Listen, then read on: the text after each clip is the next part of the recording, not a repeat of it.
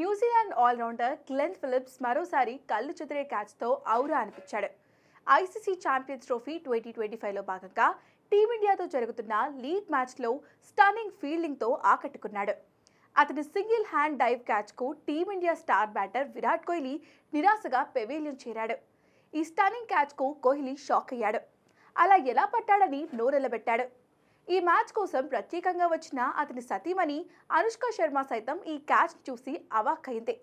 ప్రస్తుతం ఈ క్యాచ్కు సంబంధించిన వీడియో నెట్టింట వైరల్గా మారింది.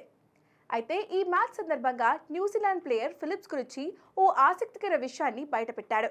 అతడు ఇంత ఫిట్గా ఉండటానికి ప్రత్యేక కారణం ఉందట. రోజుకి 800 పుషప్లు కొడతాడట గ్లెన్ ఫిలిప్స్. ఆ అంకిత భావమే అతడి ఆట తీరును మెరుగుపరిచిందని మాజీ క్రికెటర్లు చెప్తున్నారు. ఇక ఈ విషయం తెలిసిన క్రీడా అభిమానులు ఆశ్చర్యానికి గురవుతున్నారు. అతడు మోస్ట్ డేంజరస్ ఫీల్డర్గా మారడానికి కారణం ఇదే అయ్యుండొచ్చని కామెంట్స్ చేస్తున్నారు.